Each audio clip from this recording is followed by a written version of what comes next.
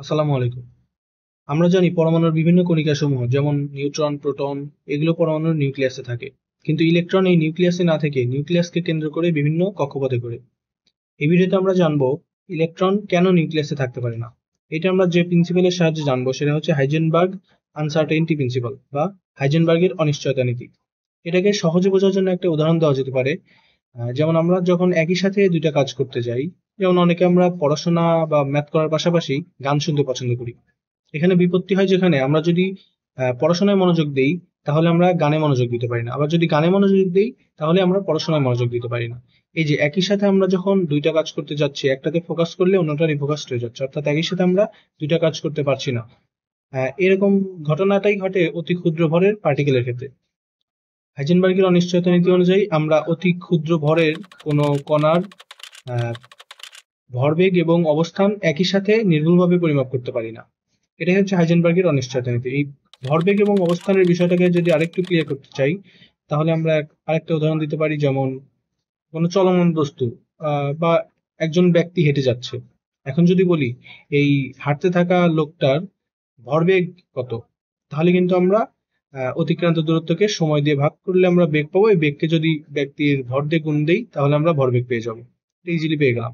এখন যদি বলি এই চলতে থাকা লোকটার অবস্থান কত, অবস্থান কি, তাহলে কিন্তু আমরা নির্ণয় করতে পারবো না, কারণ এটা একটা চলনশীল আহ, লোক।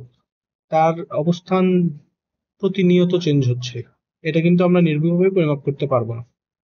এখন যদি আমরা এই ব্যক্তিটাকে থামাই দিই তাহলে কিন্তু আমরা একটা অ্যাক্সিস এঁকে সহজেই এর অবস্থান নির্ণয় করতে পারবো। কিন্তু এই থেমে থাকা অবস্থায় যদি আমরা বলি এর ভরবেগ কত, তখন কিন্তু আমরা আবার ভরবেগ নির্ণয় করতে পারবো না। কারণ এর বেগ এখন কত, 2, 4, 6, 8 না কত, স্পেসিফিক ভাবে কিন্তু আমরা বুঝতে পারছি না। যেহেতু বেগ নাই তাই আমরা ভরবেগও নির্ণয় করতে পারবো না। আহ, এটাই হচ্ছে মেইনলি হাইজেনবার্গের অনিশ্চয়তা নীতি। এটাকে আমরা গাণিতিকভাবে এভাবে লিখতে পারি: del x into del p is greater or equal to h/4 পাই। এখানে এই del x হচ্ছে অবস্থানের অনিশ্চয়তা, del p হচ্ছে ভরবেগের অনিশ্চয়তা, h হচ্ছে প্ল্যাঙ্কের ধ্রুবক, যার মান হচ্ছে 6.626 ইন্টু 10⁻³ জুল সেকেন্ড। এখানে আমরা দেখতে পাচ্ছি ডেল এক্স এবং ডেল পি পরস্পরের সাথে ব্যস্তানুপাতিক সম্পর্ক যুক্ত। তার মানে একটু আগে যে আমরা উদাহরণটা দেখলাম, আমরা যখন ভরবেগটা আহ, নির্ণয় করলাম, অর্থাৎ ভরবেগের অনিশ্চয়তা যখন কম ছিল, তখন অবস্থানের অনিশ্চয়তা বেড়ে যায়। আবার অবস্থানের অনিশ্চয়তা যখন কম ছিল তখন ভরবেগের অনিশ্চয়তা বেড়ে যায়। এতক্ষণ আমরা যে উদাহরণগুলো দেখলাম এগুলো ছিল শুধুমাত্র আহ, এই নীতিটাকে বোঝার জন্য। কারণ এতক্ষণ আমরা যে দেখলাম, যখন ভরবেগ নির্ণয় করলাম তখন সেটা নির্ভুলভাবে নির্ণয় করেছিলাম, অর্থাৎ ডেল পি ইকুয়াল টু ছিল 0। ডেল পি যদি 0 হয় তাহলে কিন্তু ডেল এক্সটা আনডিফাইন্ড হয়ে যাবে। আবার যখন আমরা স্থির করে দিয়ে ডেল এক্স নির্ণয় করলাম, অর্থাৎ অবস্থান নির্ণয় করলাম, তখন কিন্তু ডেল এক্স এর ভ্যালু ছিল 0। ডেল এক্স এর ভ্যালু যদি 0 হয় তাহলে আবার ডেল পির ভ্যালু আনডিফাইন্ড হয়ে যায়। কিন্তু এই নীতিটা আসলে বা এই গাণিতিক রূপটা আসলে অতি ক্ষুদ্র ভরের পার্টিকেলের ক্ষেত্রে মোস্ট সিগনিফিক্যান্ট। কারণ আহ, এখানে আমরা দেখতে পাচ্ছি del x into del p এর ভ্যালু হচ্ছে h/4 এর চেয়ে বেশি অথবা সমান। এই h/4 এটা হচ্ছে একটা ধ্রুবক যার ভ্যালু 0 এর চেয়ে সামান্য বেশি। এটার ভ্যালু যদি আমরা বের করতে চাই তাহলে আমরা লিখতে পারি 6.626 ইন্টু 10⁻³ ডিভাইডেড বাই 4 পাই। আমরা আমরা দেখতে পাচ্ছি 5.27 ইন্টু 10⁻³ অর্থাৎ 0 এর চেয়ে সামান্য বেশি। এখন 0 এর চেয়ে সামান্য বেশি যদি ডেল এক্স এবং ডেল পি এর গুণফল হয় তাহলে এই কোনোটার ভ্যালু কি কখনো 0 হতে পারবে? পারবে না। কোনো একটা 0 হয়ে গেলে তো এর ভ্যালুটাও 0 হয়ে যাচ্ছে, যেটা আসলে সম্ভব নয়। তার মানে আহ, হাইজেনবার্গের অনিশ্চয়তা নীতি অনুযায়ী আমরা আসলে কখনোই কোনো কণার অবস্থান বা ভরবেগ আহ, সম্পূর্ণ নির্ভুলভাবে পরিমাপ করতে পারবো না। যাই হোক, এত কিছু আমাদের এখন প্রয়োজন নেই। আমরা যেটা প্রমাণ করতে চাচ্ছিলাম যে ইলেকট্রন কেন নিউক্লিয়াসে থাকতে পারে না, সেটা জানার জন্য আমাদের শুধু এই গাণিতিক রূপটাই দরকার হবে।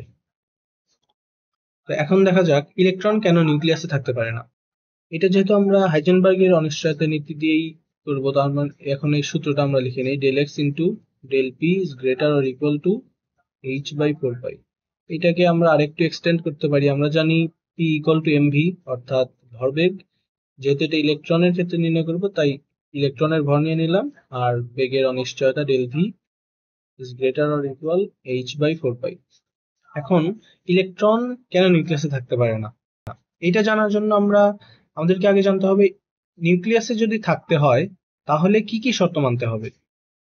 নিউক্লিয়াসে যদি থাকতে হয়, এখন এইটা যদি নিউক্লিয়াস হয়, এর মধ্যে যদি আমাদেরকে থাকতে হয়, তাহলে আমাদের আহ কি শর্ত মানতে হবে? আমাদেরকে এতটুকুর মধ্যে থাকতে হবে, সোজা হিসাব। এতটুকুর মধ্যে যদি থাকতে হয়, তাহলে আমাদের অবস্থানের অনিশ্চয়তাটা কি হবে?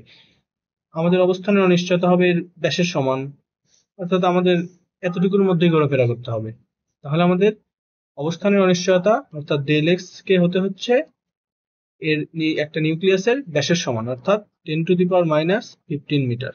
আমাদের ডেল এক্স হতে হবে 10⁻⁻15 মিটার।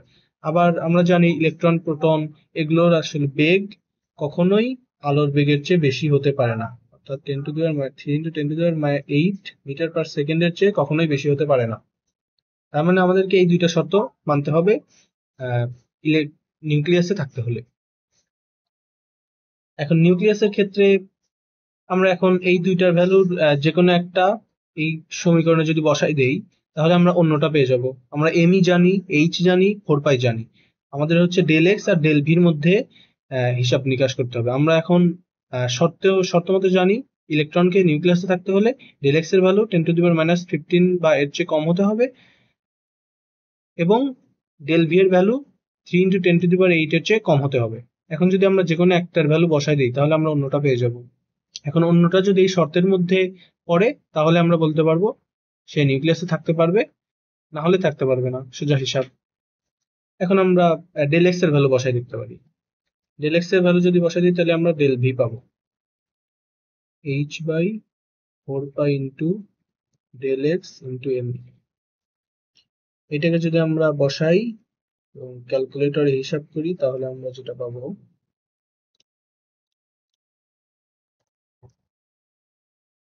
10⁻34 ডিভাইডেড বাই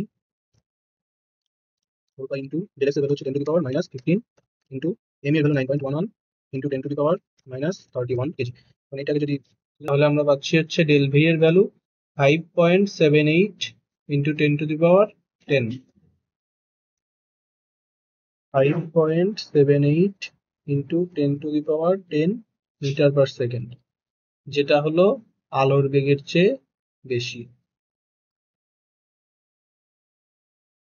তার মানে কি, শর্তকে উপেক্ষা করে ফেলছে। ইলেকট্রনের ক্ষেত্রে তো 3 × 10⁸ অর্থাৎ আলোর বেগের চেয়ে বেশি বেগ অর্জন করা সম্ভব না। এখন আমরা ডেল এক্স এর ভ্যালু বসাই দিছি যে ইলেকট্রনকে নিউক্লিয়াসে থাকতে হলে তার অবস্থানের অনিশ্চয়তা 10⁻⁻15 এর চেয়ে কম হতে হবে। এখন সেটা আমরা বসাই দিছি, তারপরে আমরা বেগটা নির্ণয় করছি। এই বেগটা হয়ে যাচ্ছে আলোর বেগের চেয়ে বেশি। তার মানে ইলেকট্রনকে নিউক্লিয়াসে থাকতে হলে এই বেগ অর্জন করতে হবে, কিন্তু এটা তো সম্ভব না। ঠিক এই কারণেই ইলেকট্রন নিউক্লিয়াসে থাকতে পারে না। একইভাবে আমরা ডেল এক্স বের করেও করতে পারি। এখন আমরা ডেল ভি এর স্থলে 3 × 10⁸ বসাই দিলাম, ডেল এক্স বের করলাম। এই ডেল এক্স এর ভ্যালু যদি 10⁻⁻15 এর চেয়ে কম বা এর সমান হয়, তাহলে আমরা বলতে পারবো হ্যাঁ, ইলেকট্রন নিউক্লিয়াসে থাকতে পারবে। আর যদি এর চেয়ে বেশি হয়ে যায়, তার মানে থাকতে পারবে না। এখন আমাদের মনে আসতে পারে যে প্রোটন বা নিউট্রনের ক্ষেত্রে কি ঘটে। এক্ষেত্রে আমরা একইভাবে হিসাব করতে পারি। আমরা দেখলাম ডেল ভি এর ভ্যালু হতে হবে h divided by 4 pi into del x into m p. এক্ষেত্রে করি 1.67 ইন্টু 10⁻⁻27, অর্থাৎ ডেল ভি এর value 3.16 into 10⁻7 metre per second, যেটা আলোর বেগের চেয়ে কম। তার মানে এই বেগটা কিন্তু অর্জন করা সম্ভব। অর্থাৎ আমরা হচ্ছে প্রোটনের ক্ষেত্রে, প্রোটন যদি নিউক্লিয়াসে থাকতে চায়, তাহলে তার ডেল এক্স এর ভ্যালু হতে হবে 10⁻⁻15 মিটার। 10⁻⁻15 মিটার যদি তার অবস্থানের অনিশ্চয়তা হয়, তাহলে তার বেগের অনিশ্চয়তা হবে 3.16 × 10⁻7 মিটার পার সেকেন্ড, যেটা আলোর বেগের চেয়ে কম। অর্থাৎ এই বেগটা অর্জন করা প্রোটনের পক্ষে সম্ভব, তাই প্রোটন নিউক্লিয়াসে থাকতে পারে। Thanks for watching.